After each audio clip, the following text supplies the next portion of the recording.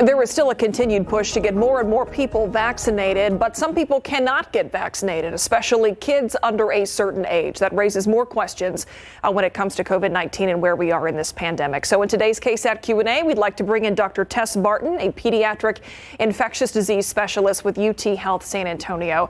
Dr. Barton, first of all, thank you for your time. Thanks for being here.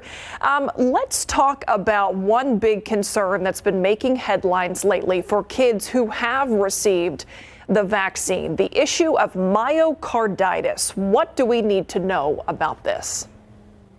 So myocarditis is inflammation of the heart muscle, and it's something that we see. It's not common. It's a fairly rare thing, but we do see it every year, many cases, and they're often in children related to other viruses. So there are lots of other respiratory viruses, including common cold viruses, that usually are the causes of myocarditis. And during the COVID pandemic, of course, we've seen myocarditis as one of the many cardiac complications that people who get COVID can have, including in children.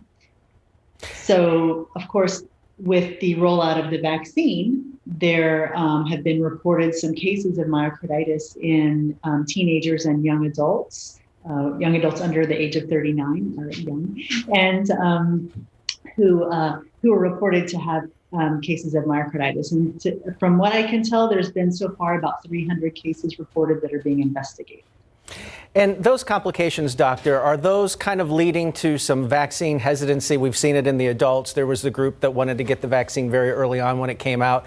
It's been out a couple weeks now for the kids 12 and up. I know I waited before I took my 12-year-old daughter to get it. I wanted to kind of see what was happening, if there were any adverse reactions. But are we seeing the same level of hesitancy for parents and the teens as we see for some of the adults when it comes to getting the shots?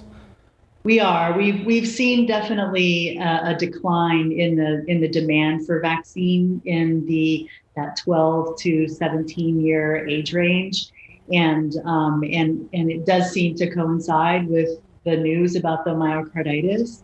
It's really too bad because honestly, your risk of having myocarditis or a cardiac complication of COVID is much higher than the risk of having myocarditis with vaccine.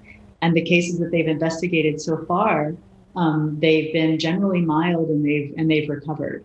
So there's still, it's too bad because really the benefit of the vaccine outweighs this risk. It is a risk, and it's something that we absolutely need to be monitoring, and I think parents need to be aware to watch for chest pain or shortness of breath and have it evaluated after their children get vaccinated. But it's unfortunate that I think it's making people hesitant to get the vaccine. Another issue that we're dealing with right now, the Delta variant. That is something that is on a lot of people's minds when it comes to the vaccine. How is the vaccine holding up to this variant? So how does it seem to be working in children? So we don't specifically have information about children and the vaccine and the Delta variant, but we are getting more and more information about how effective the vaccines appear to be against the Delta variant.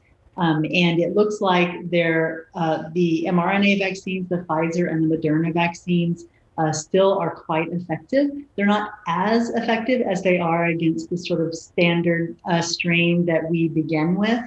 But so for instance, rather than like a 95% effectiveness against severe infection, you're looking at more like an 88% effectiveness against severe infection, but that's still pretty good. And so that's really promising. It also, I think there's some information that the AstraZeneca vaccine that's being given in Europe is maintaining some effectiveness, and we're waiting to hear about the other ones. And then real quick, what does the timeline look like right now for expanding the shots to 12 and under? I know there's trials going on. Where do those stand, and how does that look as we go into the fall and get closer to school starting up again? Yep. So I think pretty much all the companies are doing vaccine trials in younger children, even down to infants of 6 months. And so we should be getting the clinical trial data. Those trials began mostly around March and April, I think, was the very first trials.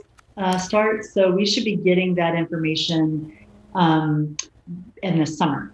And hopefully, if the immune responses look good, which I anticipate that they will, then we should hopefully have an emergency use authorization type of approval, perhaps by the fall.